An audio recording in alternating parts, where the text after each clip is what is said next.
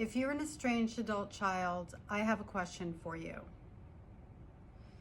When you had to go no contact from your parent or parents, whoever your abusers were, the people who were traumatizing you in your childhood and most likely continuing on in your adulthood. Me personally, the reason that I ended up going no contact with my mother wasn't so much about what she did to me in childhood, although that was a factor. It was more about what was going on with her and I as me being an adult. Mostly to do with my children, if not completely to do with my children, because she was triangulating, playing games. She picked her golden child, my eldest daughter, and her non-existent child, my youngest son. And she also, left me in the scapegoat role. And as things started to devolve, they started to devolve partly because I was standing up for my children. And what she saw on the horizon was me gaining my voice. And I did. And then, of course, the past. The past started to come up. And one thing led to another. And anyway, I ended up making the decision that having her as a part of my children's lives was an unsafe thing to do. And I chose to, that was the choice that I was left with. That or not protect my kids, which was not an option on the table. Later on, I went no contact with my grandfather and my grandmother, mostly my grandfather at the time, because of CSA. And I say mostly my grandfather at the time. My grandmother was a part of that package, but she was an unrecognized part because it would be years later. I'm 58. It was like a year to 2 years ago when I really recognized her part to play in not just grooming, but actually making me available for my grandfather. So there were lots of moving pieces.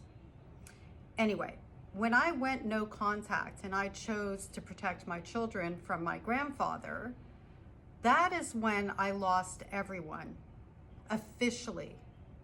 But prior to that, my phone was not ringing. So when I went no contact with my mother, and it wasn't the first time that I hadn't been speaking to her. So maybe people thought, here we go again and whatever. I'd been running away from her and my grandparents since I was around 5 years old. Like running away from home, to the point that by the time I was 13, I perfected it and ended up living on the streets and grew myself up off of the streets.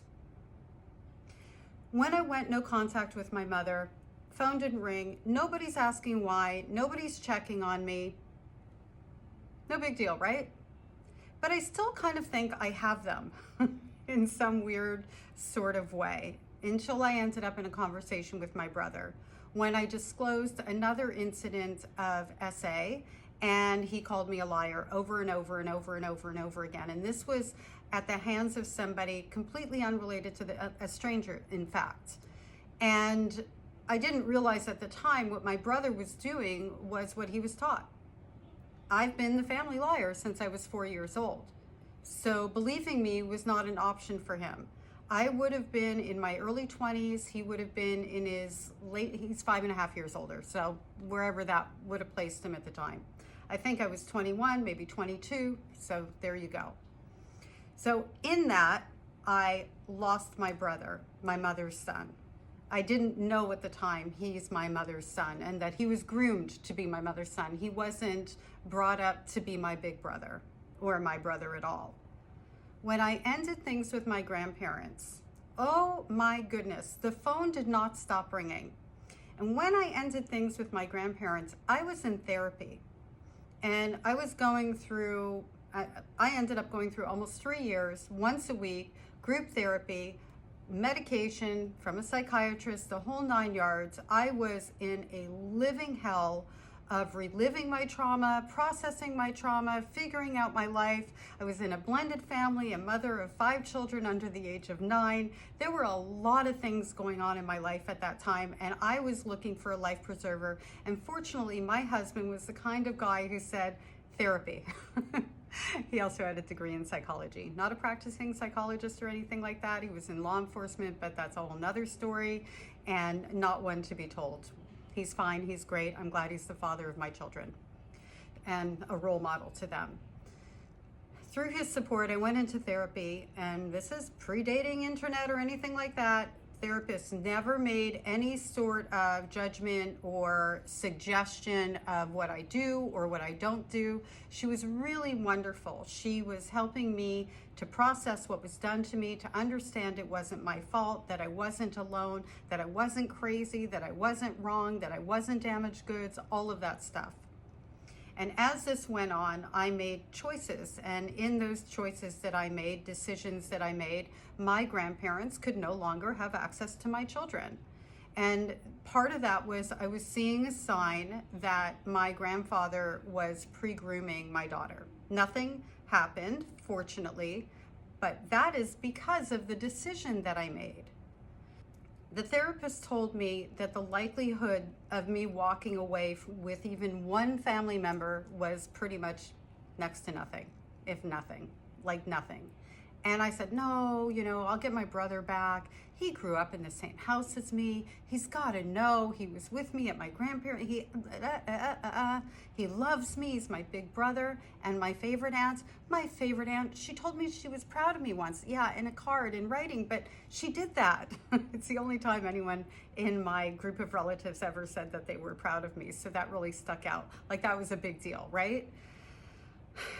I lost them all because I never had them, because they're part of a narcissistic family system, a cult. And cults circle the wagons around the abusers because they need to save face and whatever else is going on in their life and what they're used to, and the smear campaigns and a myriad of reasons. I did not choose to be estranged from my entire family. I chose to be protected from, to protect myself from, to protect my children from the people who were my main abusers. And I say main abusers because the rest of the family, in standing with the abusers, in knowing throughout the years that there were things that were wrong, that were not okay, that were abusive, well, I now recognize them as being complicit, as being part of that abusive system. A lot of times people say, you can't throw everybody out. I didn't throw everybody out. They threw me out. So how about you? When you estranged, did you delay it because you were trying to save the other relationships? I know a lot of people who do that. And then when you did estrange, did you still try to keep those relationships?